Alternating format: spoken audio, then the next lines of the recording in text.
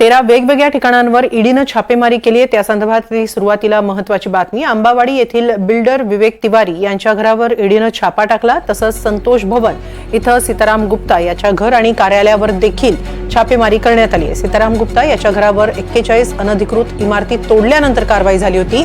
नालासोपाऱ्यातील 41 अनधिकृत इमारती प्रकरणातील सीताराम गुप्ता हा आरोपी आहे। मैं बोला इतने सुबह क्यों आएंगे, तो फिर डिटेल ऐसा होते होते बोले कि मैं ईडी से हूँ। तो बोला ईडी, मैं हंसने लगा। मतलब ईडी हाँ इधर क्या करेगी ईडी। तो फिर जो है डिटेल निकालने लगे तो फिर अचानक जो है अलमारी खोलने लगे।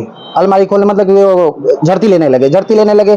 तो बोला कि सर रुकिए, जब प्रशासन अंदर आई तो बोला ठीक है चलो। तो प्रशासन उसके बाद जो झड़ती लेने के बाद जो है उनको कुछ भी नहीं मिला। हमारे घर से एक उनको एग्रीमेंट नहीं मिला।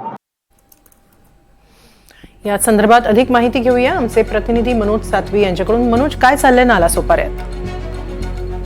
हेमाली, सर्वप्रथम ही जी आज ईडी कडून वेगवेगळ्या नालासोपाऱ्यामध्ये 13 ठिकाणी कारवाई करण्यात आली। ही कारवाई म्हणजे सगळ्यात महत्वाचं, ज्या 41 अनधिकृत इमारती ज्या महापालिका कडून ज्या उद्ध्वस्त करण्यात आल्या, अनधिकृत होत्या आणि त्या संदर्भात जो मुख्य जमीन मालक होता त्यांनी जी तक्रार केलेली होती, त्या तक्रारीची दखल घेऊन ईडीने ही कारवाई केलेली आहे। या इमारती 41 इमारती जमीनदोस्त केल्यानंतर त्या ठिकाणी त्वरित काही दिवसांनी सीताराम गुप्ता हा बहुजन विकास आघाडीचा माजी नगरसेवक आहे, त्याच्यावर ईडीने मनी लॉन्ड्रिंग प्रकरणी गुन्हा दाखल केलेला होता आणि त्यानंतर सुरुवातीला त्याच्यावर कारवाई केली होती आणि आता आज ही पुन्हा कारवाई करण्यात आलेली आहे। या 41 इमारती प्रकरणी जे संबंधित होते त्याच्यामध्ये जे अनिल तिवारी असेल, आणखी काही जे बिल्डर्स होते, ज्यांनी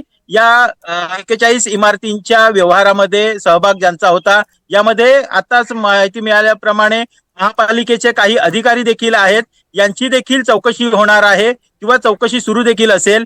हे 41 इमारतींशी संबंधित जे कोणी व्यवहारात गुंतलेले होते, ज्यांना परमिशन दिलेलं होतं, ज्यांनी पैसे घेऊन ज्यांच्या अकाउंटवर पैसे आलेले होते, जमिनीचा व्यवहार ज्यांनी केलेला होता, त्यांच्याशी संबंधित ही कारवाई करण्यात आलेली आहे आणि ही कारवाई आणखी काही दिवस चालणार असल्याची देखील माहिती आहे। त्यामुळं ही जी अनधिकृत इमारतींचा जो विळखा नालासोपारा विरार वसई परिसरात पडलेला आहे, त्या अनधिकृत इमारतींच्या जी चौकशी सुरू आहे त्या संदर्भातच ही कारवाई करण्यात आलेली आहे। आतापर्यंत मिळालेल्या माहितीनुसार एकूण 13 ठिकाणी ही कारवाई करण्यात आलेली आहे आणि या बाबतची जी माहिती आहे ती साधारण संध्याकाळनंतरच माहिती आपल्याला सविस्तर मिळणार आहे।